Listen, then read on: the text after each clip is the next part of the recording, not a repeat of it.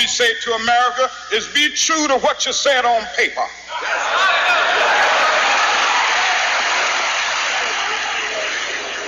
If I lived in China or even Russia or any totalitarian country, maybe I could understand some of these illegal injunctions.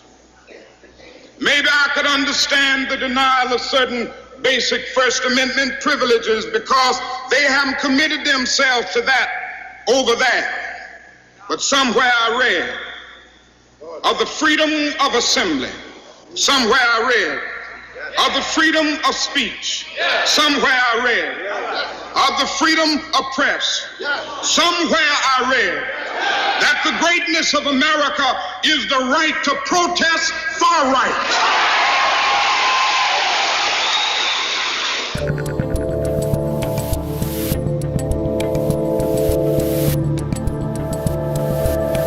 Hello, Internet. I'm Dave Rubin. This is the Rubin Report. It is July 6th, 2022. And that, of course, was Dr. Martin Luther King Jr., who used to be considered a pretty cool cat. He was always fighting for equality, not equity, and trying to push us to further believe in the aspirational documents that are our founding documents. What's in that paper right there?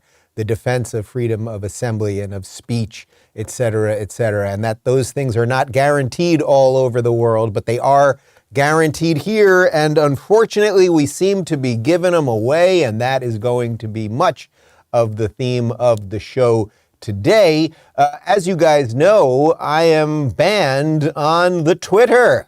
1.3 million followers, an awful lot of wasted time on there. I am banned. We're going to get to why I was banned. Jordan Peterson is banned, and I sense more people are about to be banned. And free speech, whether it is now through our technological overlords who are crushing down on it, or the government, it's hanging on by a thread, ladies and gentlemen. It is hanging on by a thread. Let me remind you guys real quick, if you want to see me live, where they cannot censor me, where no one can press a button and shut me down, July 14th at the Miami Improv, I will be on stage doing a live Rubin Report episode. This is going to be a completely different situation than any of the other tour stops. We're going to have all sorts of clips. We're going to go through it with you guys, audience Q&A. It's going to be fun and different. You can go to miamiimprov.com. By the way, we had 100 VIP tickets that we were selling. They all sold out immediately. We have just in the last few moments, Michael, I'm confirmed, I can say it.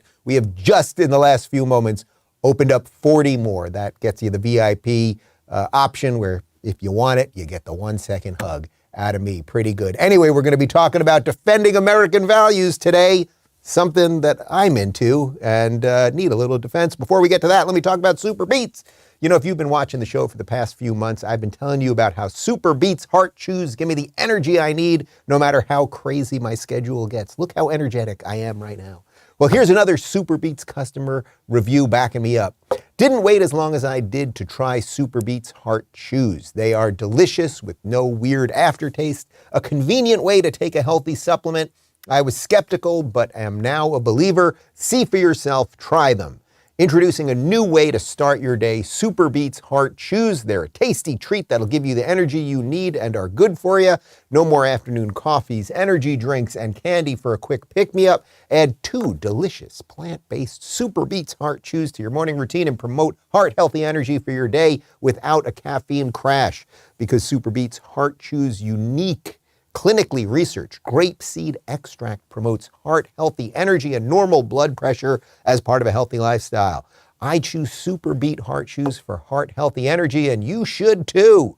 The grapeseed extract used in SuperBeets Heart Chews has been clinically shown to be 2 times as effective as at supporting normal blood pressure as a healthy lifestyle alone. Do more for your heart and treat yourself with SuperBeets Heart Chews. To make it easy to get started, you can get up to 45% off plus free shipping at superbeets.com/Rubin. Hurry, it's their best offer available anywhere. That's superbeets.com/Rubin for up to 45% off. Superbeets.com/Rubin. And now back to me. Okay, so we have to talk about this Twitter thing, and I want to be clear about this.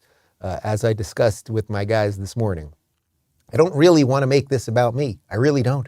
I wish that I was sort of reporting on or talking about the things that were happening in the world, and they had nothing to do with me other than I'm someone that talks about them, right? But I am in the thick of this thing. I'm in the middle of the muck, in that I was banned on Twitter for talking about the fact that Jordan Peterson was banned on Twitter. And whether you like Twitter or not, whether you are on Twitter or not, it is the global PR service. It is the place where the tastemakers, where the people who are the mass influencers, how it is the place that they go to spread information. It has become the new public square. That may be very, very dangerous for America. That may be very, very dangerous for the world. It may be a horrible thing. And yes, we need to build new pipes and all of those things. But at the moment, it is the reality that is the place that sort of drives everything else that goes on online. And then, as you guys know, the things that go on online then leak out into the real world. So the Daily Wire covered me getting the boot. So let's jump over to them. Host Dave Rubin was suspended from Twitter on Tuesday morning for a tweet announcing best-selling author and clinical psychologist Jordan Peterson had been suspended for tweeting about Ellen Page, an actress who now identifies as a man named Elliot. The insanity continues at Twitter. Jordan Peterson has been suspended for this tweet about Ellen Page. Rubin tweeted Wednesday, captioning a screenshot of Peterson's post. He just told me he will, quote, never delete the tweet. I have been suspended by Twitter for posting a screenshot of Jordan Peterson's tweet, which got he himself suspended, Rubin said in a statement reported by Shapiro. While it is unclear how I broke their terms of service, it is clear that they are breaking their fiduciary responsibility to their shareholders by letting a bunch of woke activists run the company, the Rubin Report host continued. I hope Elon Musk's purchase of Twitter goes through so he can blow up their servers and humanity can move past the pervasive, twisted, self-imposed mental institution, he said. Billionaire Elon Musk's bid for Twitter has been accepted by the platform's board. In the meantime, you can find me at rubinreport.locals.com, the platform I created to fight big tech censorship, something we need now more than ever, the host added. Peterson was suspended from Twitter over a tweet he posted on June 22nd about Page. Remember when pride was a sin and Ellen Page just had her breasts removed by a criminal physician, he wrote. Okay, so you guys get it. Now let me just sort of put one part of this in a box. At some level, it does not really matter what Jordan said or what I said. The simple fact is, obviously, we were not breaking any law and we were not directing any hate towards any one person or any one group of people based on anything, including trans people. Jordan is allowed as a clinical psychologist, as the world's leading public intellectual, and I truly mean that, the world's leading public intellectual. He is allowed and encouraged, and I would say we need it, to have opinions, and they might be controversial opinions, on the hot button issues of the day. And that a group of people of increasing numbers, generally young women, are now literally castrating themselves, chopping off their breasts and transitioning to be men, although they obviously are not biological men. That'll probably get me kicked off YouTube now too.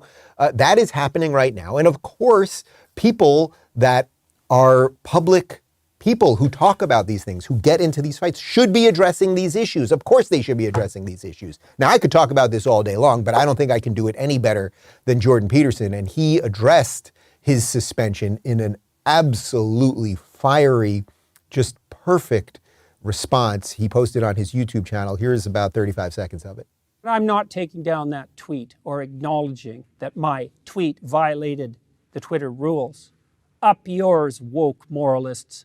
We'll see who cancels who. Twitter's a rat hole in the final analysis, and I have probably contributed to that while trying to use, understand, and master that horrible, toxic platform. No doubt, I owe some apologies for that, and I'm trying to learn, but it's a relief in some real sense to be banned, and I regard it under the present conditions as a badge of honor. Wow.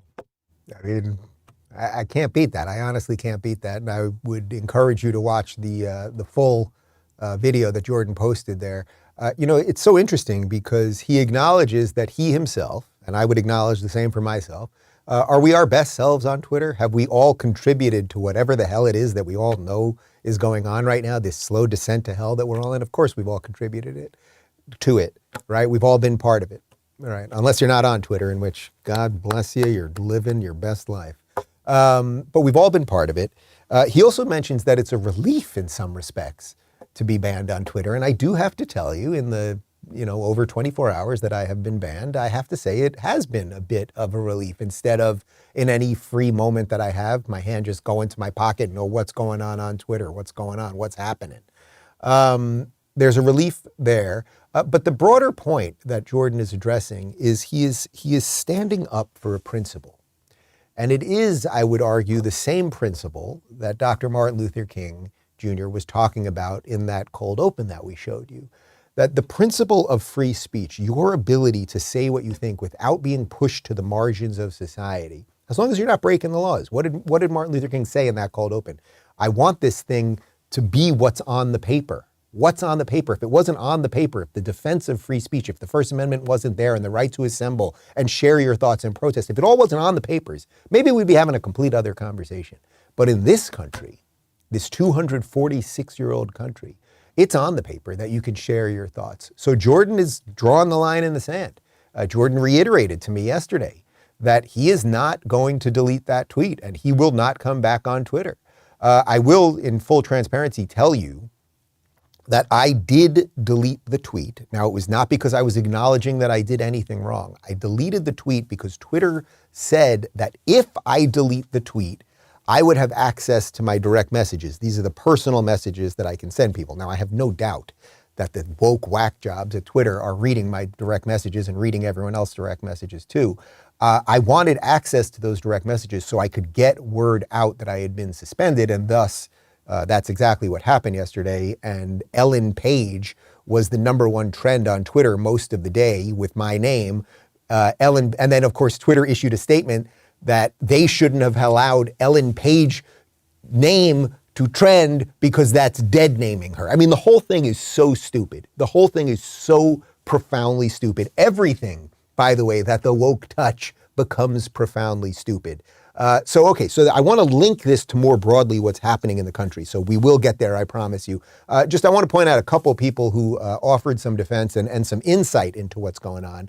Ben Shapiro posted this on Instagram. I thought this was interesting. Perhaps this is Twitter's chain strategy for banning. If you note that Twitter has suspended someone for mentioning the unmentionable, they erase you. Then someone else mentions that you have been suspended and they are purged as well. Dead naming is when you notice that someone has changed his or her name. Gender ideology violates the laws of biology and logic as well as physics. Now we must engage in time travel and pretend that there was a man named Elliot Page who starred in Juno as a pregnant girl. So Ben, of course, is bringing up a couple great points here. First off, just addressing anyone else's suspension. This causes the Twitter inception of banning and suspension. They'll just keep banning everybody.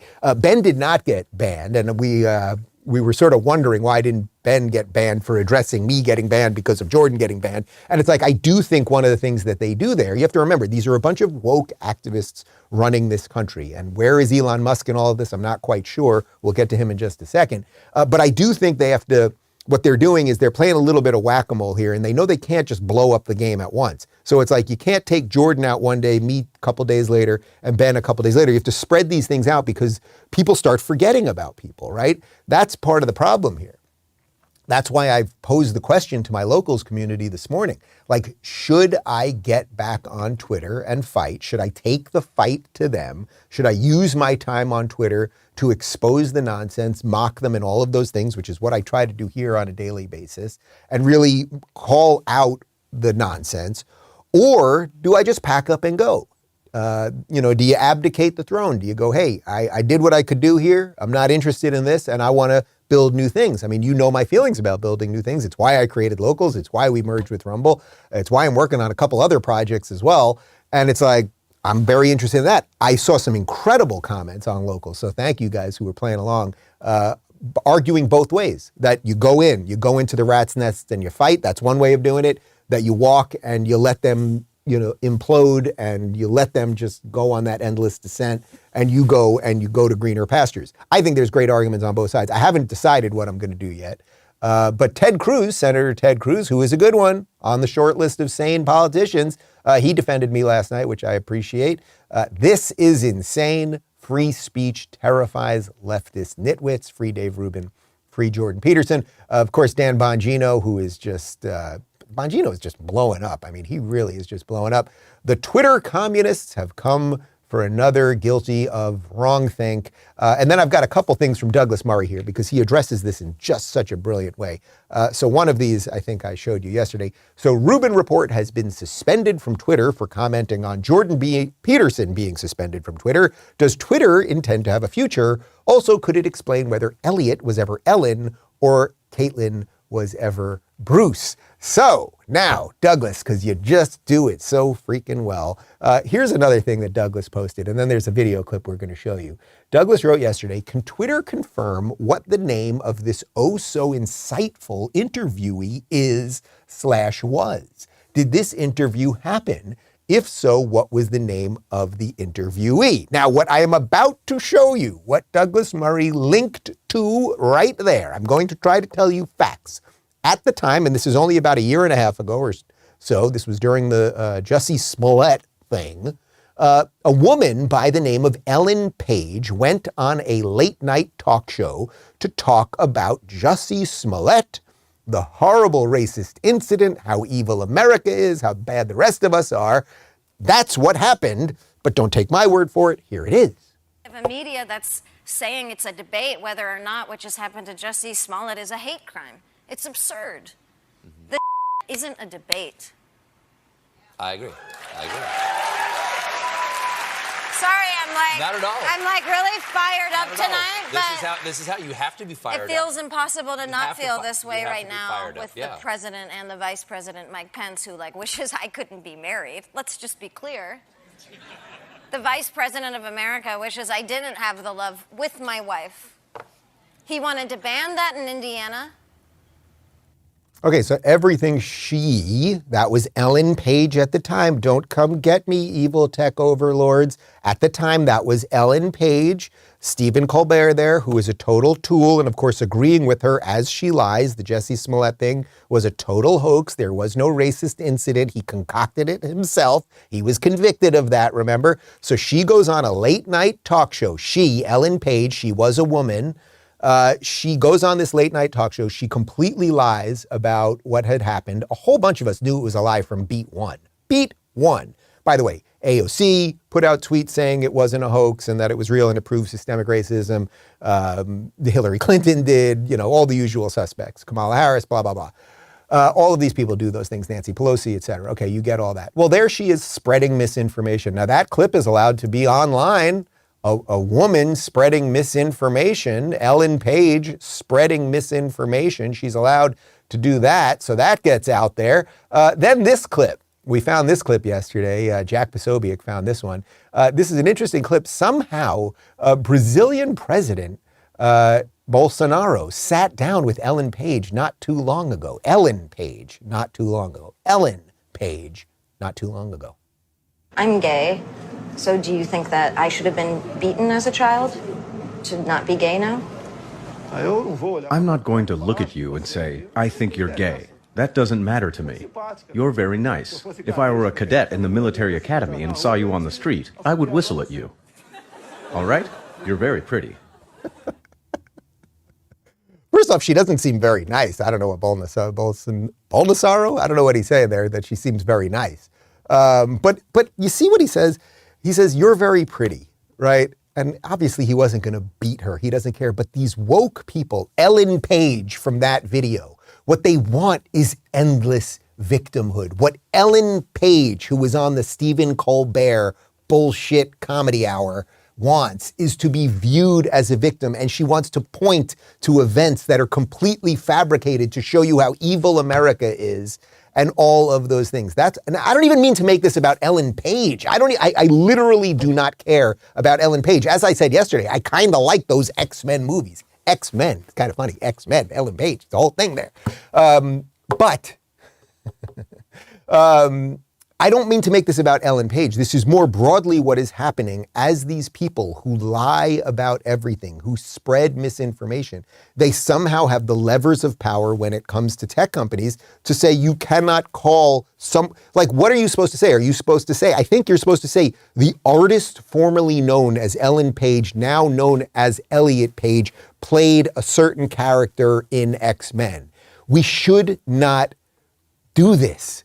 They are never going to stop. If you think that if you all thought it was crazy 5 years ago when a bunch of us were calling out the beginnings of this, and a bunch of us were, by the way, it has all got consistently worse, and it will get consistently worse. How do I know it? Because the media right now, the corporate press, not only are they lying about everything, right? So they put out the Jussie Smollett lies. They put out the very fine people on both sides lies. They put out the Brett Kavanaugh is a serial rapist lies. They put all those things out, but they're telling you they want to make sure that you're censored. Here is soon-to-be unemployed CNN host Brian Stelter talking about how we've got to censor people. There is, up in the sky, information pollution, and the polluters are trying to deflect blame. Dishonest cries of censorship are filling Fox's airwaves with charges that these guys right here are being suppressed. The word censorship's been invoked almost 400 times on Fox this month alone, and more than 300 times on Newsmax. Most people want clean air and blue skies, and accurate news and rational views, and then in that healthy environment that looks beautiful, then we can have great fights about taxes and regulation and healthcare and all the rest. The vast majority of people can agree that disinformation about, let's say, the pandemic is unhealthy. It's harmful. So how can that harm be reduced? Well, big tech platforms say they are removing lies about vaccines and stamping out Stop the Steal BS and QAnon cult content. Now, do these private companies have too much power? Sure. And many people would say yes, of course they do. But reducing a liar's reach is not the same as censoring freedom of speech. Freedom of speech is different than freedom of reach. And algorithmic reach is part of the problem. Freedom of speech is different than freedom of reach. Oh, he's such a tool, that guy. It's so interesting because he's talking about disinformation about vaccines, and it's like he and the entire machine that he supports was the prime purveyor of disinformation about vaccines. If you get the vaccine, you're not going to get COVID. You're not going to transmit COVID. Oh, that was the president of the United States, Joe Biden, right? Just about a year ago. That was June of 2021. These are the people who lie about absolutely everything. Stelter is one of the people who tweeted about and repeatedly on his show said that Jussie Smollett was the victim of a lynching. It turned out to be a lie. So when they're telling you, oh, those guys are worried about censorship, so we should decrease their reach, he's signaling to the tech companies, what can you do? Can you make sure that people get shadow banned? Can you make sure that people, when they click like on something, the like doesn't actually appear, or maybe it doesn't get amplified to their feeds, or whatever? We don't even know, right? What do I always say? It's not that what I know that they're doing that I'm worried about. It's all the shit that I don't know that they're doing that I'm worried about. So the point is, they do not truly care about decency in the public square. They do not truly care about honestly having a conversation or defending free speech or any of those things. They pretend to, while they are the ones who purvey all of the noxious views that are destroying the country right now. Lori Lightfoot, ladies and gentlemen. The toxicity in our public discourse is a thing that I think we should all be concerned about. Right? And it's ironic, obviously, that we're having this conversation and what happened on Independence Day. You know, we're not like a lot of other countries where their version of Independence Day is marked with, troops and tanks. And no, what we do in the United States is we come together as a community. If you read Clarence Thomas' concurrence, he said, thank you, fuck Clarence Thomas. Fuck you, Clarence Thomas! You see what they do? This is what they do. And only one of those videos will be shown on mainstream media.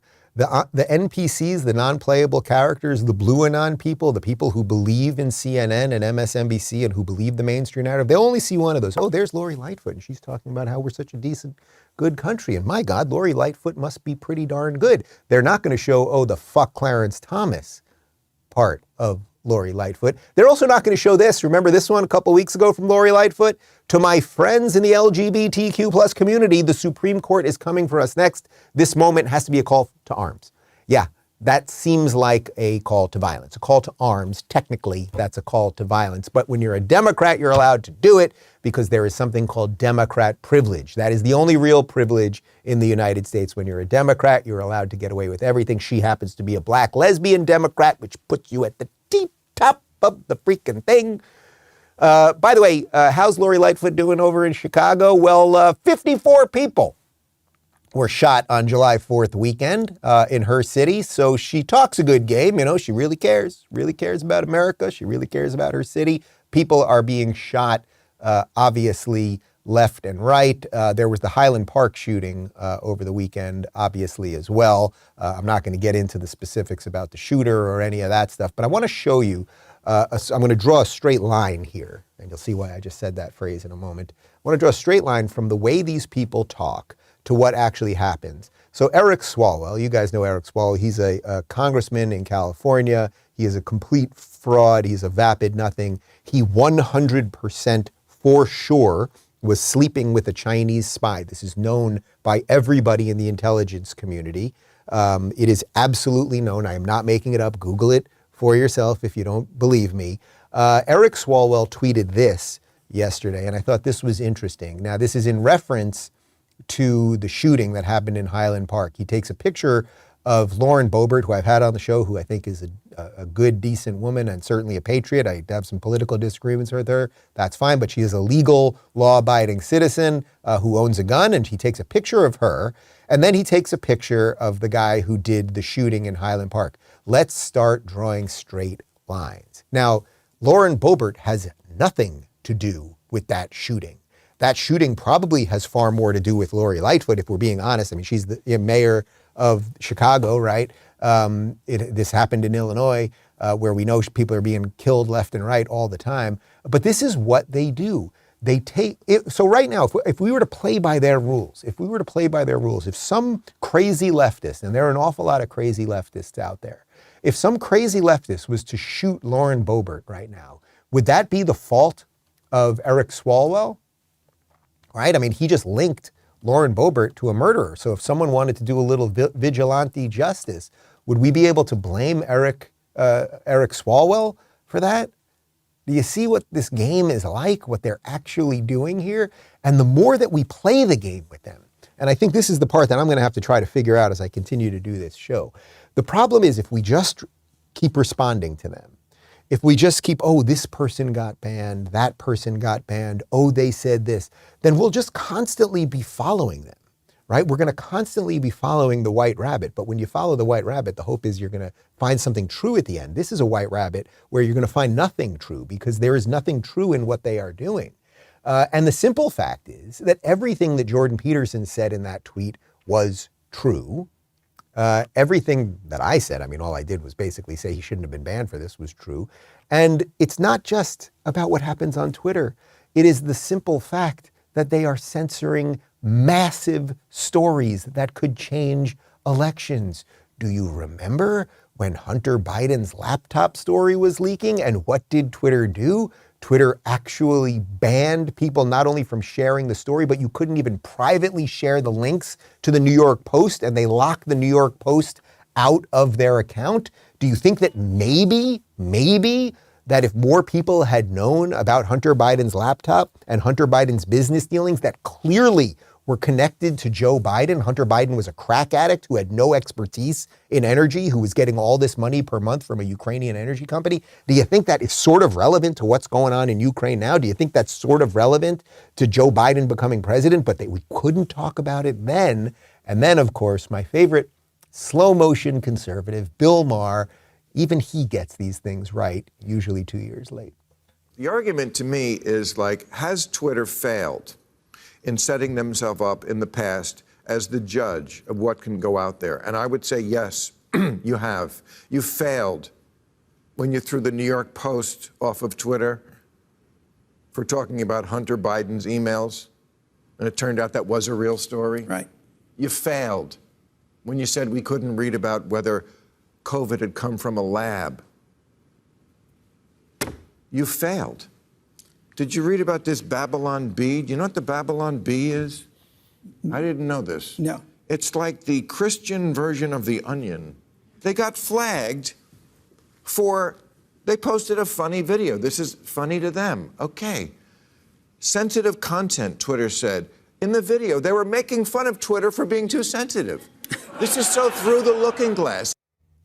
Okay, so you guys know, and by the way, I know that if some of you are annoyed when I keep playing these Bill Maher clips because you're like, you kind of want to smack me through the screen. I can feel it. It's like, Dave, he's never going to fully get there. He's never going to fully get there. But I'm going to keep trying at least a little bit more because I think that slow motion thing that he's doing needs to be accelerated. And I think maybe we can get the rubber to meet the road with him. Maybe we can. Maybe I'm completely wrong, but I think maybe we can. And even if we can't get him, maybe we can get more of his audience to realize what the truth is, right? Because hopefully if the algorithms don't manipulate everything, there might be a person out there who searches Bill Maher on the YouTube and comes across one of my videos and is like, oh, this guy actually nailed what's been going on in the back of my head when I watch real time, why it's not fully connecting. What's interesting there is Bill Maher finally is coming around, right? He's coming around and going, they did fail when it came to this New York Post story. Now, it's interesting. Bill Maher didn't cover the New York Post story on his show when it was happening. Now, a whole bunch of us did, and we were called right-wing maniacs for it. We were told we were going to be censored on YouTube, and many of us were.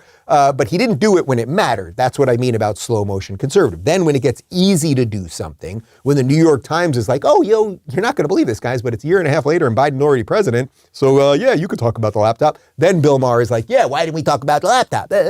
Okay, so he says that.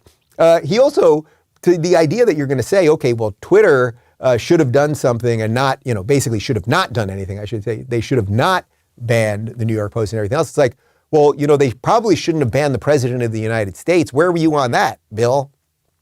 Yeah, nowhere on that one, too. You did call for a recession, though, to get rid of Trump. So again, this is like, are you getting this or not? And then the lab leak. He mentions the lab leak. And it's like, yeah, Bill, where were you on the lab leak for a year? You were afraid to talk about it too for a year. I don't know if the lab leak is true or not, but at least some of us were asking these questions. So just come on, Bill. And I know the producers watch this show. I have my insiders. I know you're watching. Just get there, Bill. I don't even want to do the fucking show. I really don't. I'm not even that interested in talking to him anymore. I'm honestly not, but just get there, man. Get there. Send me a nice bottle of wine at the end. A bottle of tequila would be better, actually.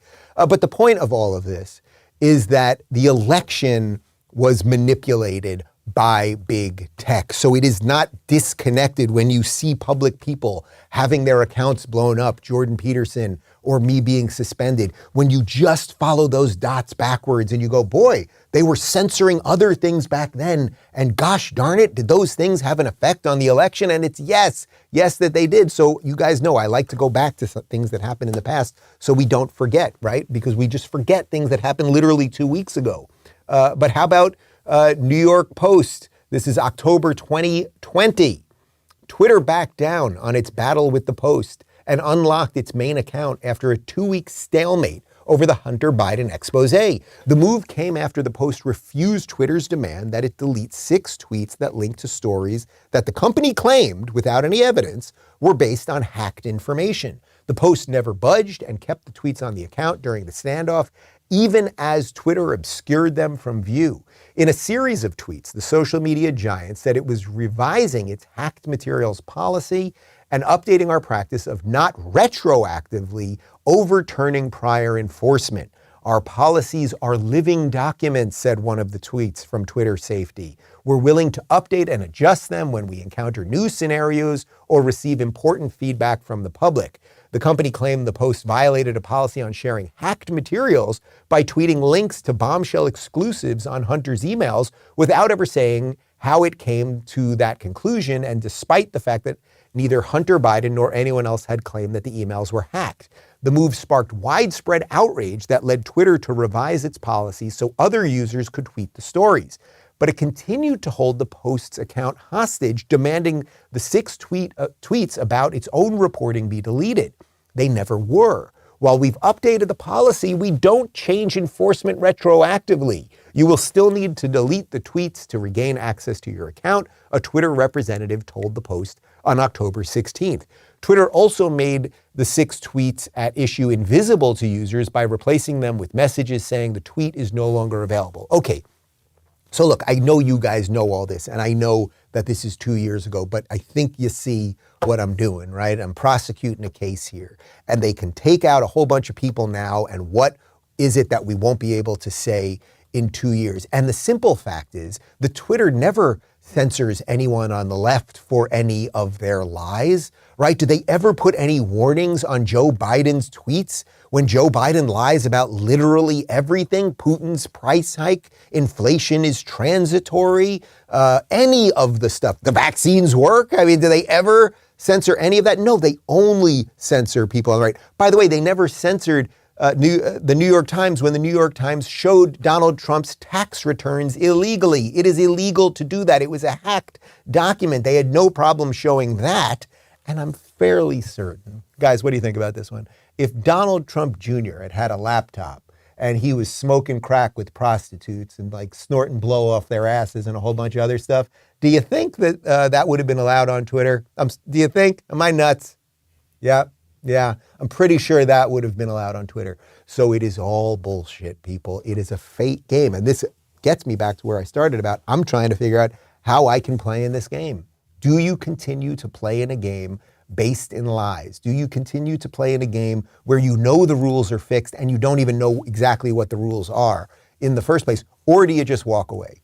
I'm not exactly sure. I'm really not exactly sure, but I am enjoying reading your thoughts on this. Interestingly, when that whole New York Post thing happened, you guys know Jack Dorsey from Twitter. He was the CEO at the time. Here is what he said much later, of course. Straight blocking of URLs was wrong, and we updated our policy and enforcement to fix.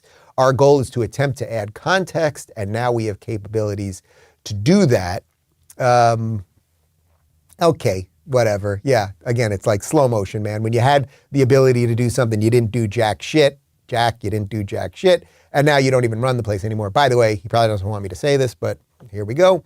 I DM'd Jack Dorsey yesterday to alert him about my suspension, and I asked him to amplify it, and he was like, oh, I have nothing to do with Twitter anymore. So then I wrote, okay, could you at least get me in touch with someone at Twitter? And then he didn't respond, because it's all a fixed game, and the people who get us into all of these messes are not truly our allies or anything else.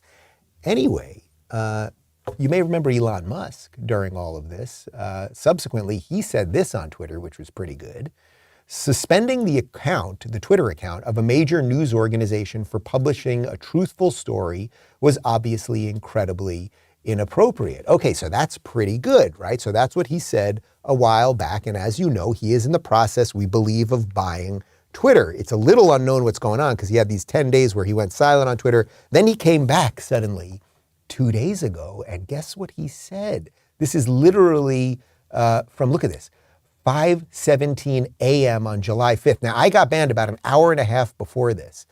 Someone had asked him if he had seen that Jordan Peterson was banned. He wrote, yeah, they're going way too far in squashing dissenting opinions. Okay, so Elon Musk, you know that they took out Jordan Peterson. Elon Musk, you undoubtedly know that they have taken me out now.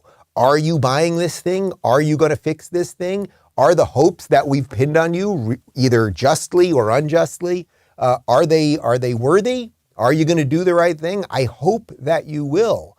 But I do know also that if you try to do the right thing, they are going to come for you. We absolutely know that. There has been hit piece after hit piece about you, Elon Musk, since you decided to get in the Twitter game, since you decided to say, hey, I'm going to defend speech. What did they start doing? They started calling you alt-right and a racist and all that stuff. And of course, they also went with their double speak. You may remember this one. This is from about a month ago.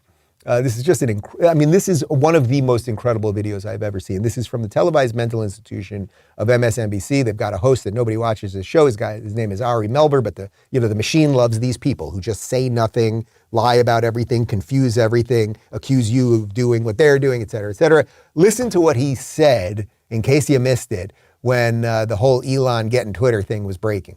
You own all of Twitter or Facebook or what have you. You don't have to explain yourself. You don't even have to be transparent. You could secretly ban one party's candidate or all of its candidates, all of its nominees, or you could just secretly turn down the reach of their stuff and turn up the reach of something else, and the rest of us might not even find out about it till after the election. Elon Musk says this is all to help people because he is just a free speech, philosophically clear, open-minded helper. You see? They tell you what they're doing. That's what they did during the election. Turn things down, turn other things up. That's what they do. Then a guy comes in and says more voices, less censorship. Let's see what's really going on here. And they freak out about it.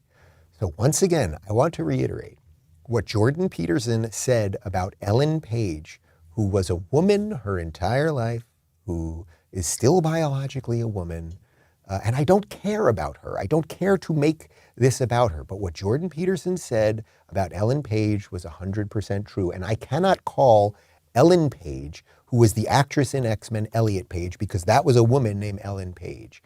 Now, what's interesting is not just that what Jordan Peterson said was true. Of course it was.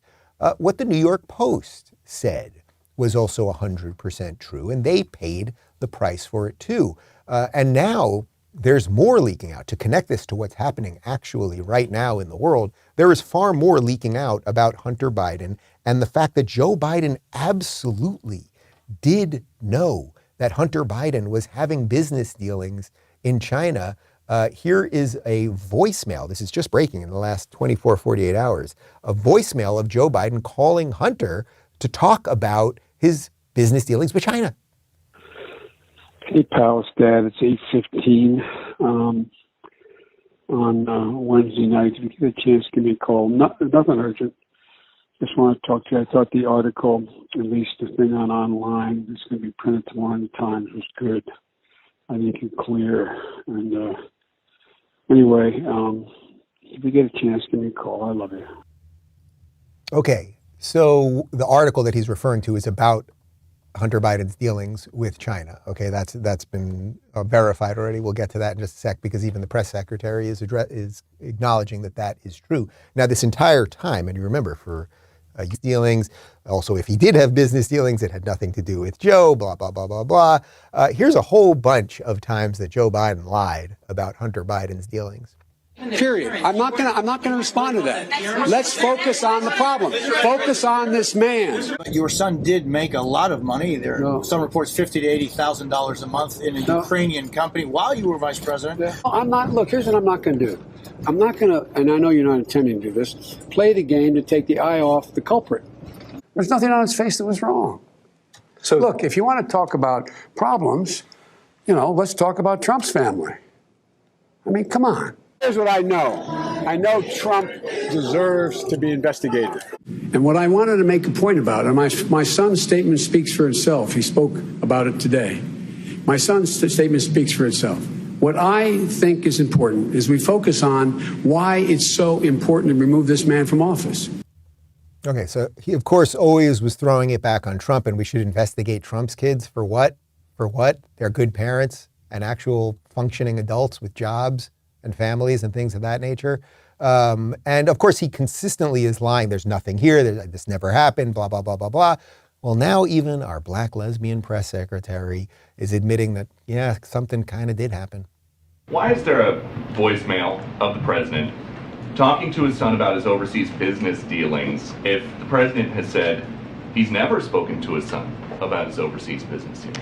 Well, first I'll say that what the president said stands. So if that's what the president said, that is what stands. And secondly, about a New York Times article concerning Hunter Biden's business dealings, and he says, "I think you're clear." How is that not him talking to his son about his overseas business dealings? We're not, from this podium, I am not going to talk about alleged materials from the laptop. So are you disputing that the president's voice on the voicemail? I am not going to talk about alleged materials on the laptop. Are It's you not disputing happening. then that it is not? Peter, I refer you to his son's representative. Okay, so what you need to understand there is they're admitting it, and I'm telling you they are getting rid of Joe Biden soon enough. He obviously is not running in 2024, even if it had nothing to do with this, just because of the cognitive stuff. But they are getting rid of this guy soon enough. They used him as long as they needed him. I don't think they expected him to break down this quickly. I don't think that enough of this would be, that they thought that so much of this would be exposed so quickly, but they're getting rid of him. She's sort of in on it too, right? Because she's kind of like, yeah, there's some stuff there, but I'm not gonna really talk about it here. They are gonna string him up. And congrats to Dr. Jill Biden. You have a special place in hell for what you did to your husband, your basically incapacitated husband. So what do we do? What do we do? Well, I have to make a decision. Do I go back into the rat's nest and fight in a place that they can constantly multiply and morph and no one knows who your enemy is and how they can take you out and all of those things, but at least you're in the game and you're fighting? Or as I said earlier, do you abdicate the throne? Do you go, hey, it's time to go. I put a lot of effort into Twitter. Jordan's got, 3 million followers. I've got like 1.5 million. You have influence there. You have an ability to get information out. Whether you like Twitter or not, as I said earlier, it is the PR service for the world. But do you just say, hey, you know what? I am done with that. The promised land is over there. I'm going there. Do you say, Egypt, I've had enough? Do you go over there? I have to decide that. I have to decide. And I'm listening to you guys on this. I'm talking to Jordan about it and Ben and some others, and I'll decide what I'm going to do on this. Oh, and I do want to mention that I jumped on Truth Social in the midst of all of this as just another way to get message out there. And I have to say the engagement has been incredibly good. I am at Dave Rubin if you want to follow on Truth Social. I have been super impressed. I have something like 70,000 followers, having never been on there. It's probably more than that now. It's not about the numbers, but the engagement. And I was looking at the comments and it's like it's real people. Twitter has become so bot-filled and obviously fake and all of those things. So you've got options. The point is you've got options. And that's why we built Locals. That's why we merged with Rumble. That's why Truth exists and all of these things. And it doesn't mean that any of them are perfect either, but there's options at least. So what do you do as you make these decisions in your life? What platforms will I be on? How much will I engage with the people who are always lying? Because ultimately the people who are always lying, it's like they've got all of this energy here in their whirlwind of lies. And the more that I go in, yeah, maybe every now and again I can pull someone out of the whirlwind and get them out. But most likely I'll just be sucked into the cyclone and part of the destruction. So what do? You fight them and expose them on your terms. Your terms, that's the key to this. So here is the woman who I believe is going to be the next governor of Arizona. I've had her on the show, Carrie Lake. She is a fantastic fighter of freedom. Watch what she did to a CNN reporter a couple days ago. Hi. Carrie. Hi. Nice to see you. Counting off in CNN. You don't have a mask on anymore. What's going we're on? outside. Do you have a minute to chat? Well, we're 6 feet apart. Do you have a minute to chat? I'll do an interview. Okay. As long as it airs on CNN Plus. Does that still exist? I didn't think so, because the people don't like what you guys are peddling, which is propaganda. Thank you. That's involuntary servitude. You go, girl, as they say. I'm not a biologist, but you go, girl. Yeah, that's perfect. You destroy them to their faces. $300 million. That is how much money CNN put into CNN Plus, and it failed within a month. Do you know how much money we've put into advertising on this show? Zero. White supremacist, $0. We've done this all on, putting out decent content, working with good people, busting our butts, trying to do something that's real and honest, and then hopefully you guys share it and spread the word and come to shows and buy books or whatever it might be. That's what we've done. And no matter how much money they pump into the lies, people know the lies. I believe we have something internal in us that knows what time it is, and sometimes you can get confused, and sometimes they can spin the clock so you really have no idea. But at the end of the day, I believe that the truth prevails. So I'll figure out what I'm going to do on the personal side of this, but I think you have to figure out what you want to do related to all of this and how you're going to go forward with all of this. That's what we all got to figure out. So let's jump to some comments from the Locals community, where there are no bots or trolls or evil leftist wackadoodle woke freaks. Schmidt says, let Twitter cancel and censor themselves into oblivion. Yeah, That's part of the argument. Part of the argument, I think, would be that you'd get a mass exodus, that I would get everybody, I would do my best to wrangle every influential person that I'm associated with. And all of us say in one loud voice, hey, today's the day. Today's the day we're leaving. Today's our Independence Day. We play the speech from Independence Day, the movie, and then we just all leave on one given day. And whether we all go to Truth or whether we all go to Locals or whatever we do something. We all do it together, and then you let the thing crash and burn. That's probably what has to happen. The reason I have this little caveat at the moment is because I still don't know where Elon is at with all of this. It's like, again, an hour and a half after I was banned at 3:30 in the morning, an hour and a half after that, just after July 4th, he's tweeting that they shouldn't go after Jordan Peterson. Well, Jordan Peterson's still not on, so I want to give Elon a chance, right? I want to give Elon a chance to get the reins of this thing, expose what the activists have been doing, what the employees have been doing, and then fix it. So there is some level of leash there. NP says that MLK was able to protest injustice without trashing our entire system of government. Yes, that's why that clip is so beautiful that we played in the cold open, because he's saying, hey, if we just get to those documents, if we act as if what is written on that paper is really true, and it is really true, if these are the documents that freed us, that everyone is created equal, then maybe we're not acting that way right now when he's saying this in 1967, but maybe we can get there. And that's what the American project has been all about. And these people don't want to leave well enough alone, which is why we're suddenly unearthing all of this evil stuff. He did not want America to be different. He wanted America to be its best self. And I think if Martin Luther King had seen the America of 3 years ago, I think he would have been pretty damn proud. I really do. I think if you would have taken, it's year 2 of the Trump presidency. I don't know whether he would have liked Trump or not liked Trump or anything else, but if you would have just basically looked at America and looked around and said, boy, everyone's treated equally under the law. People can marry who they want to marry. There are no laws that are unjust related to someone's immutable characteristics. Sure, we've got some polarization. Okay, this, that, the other thing. But like, did we do the thing? Did we do it to the best of our ability? Did we ensure that a young black man is not going to be judged by the color of his skin, but by the content of his character in a public sense? Are there going to be some racists? Yeah, but in a public sense, did we do all that? He would have been pretty damn proud. I think he would be disgusted by what the modern left and the modern Democrat Party has become, who use all of the things that he fought against as a cudgel over the rest of us. Patrick says, information pollution is an Orwellian phrase that is extremely dangerous, even when uttered by a potato. Yes, indeed it is. And everyone should read 1984 if you haven't read it lately, or you can go over to the PragerU channel where I did a book review with Michael Knowles about a year ago on 1984. Reminder, if you want to see me live where they absolutely cannot censor me, you can get tickets to our show on July 14th. It'll be a live Rubin Report at MiamiImprov.com. We got a cold close for you in just a second.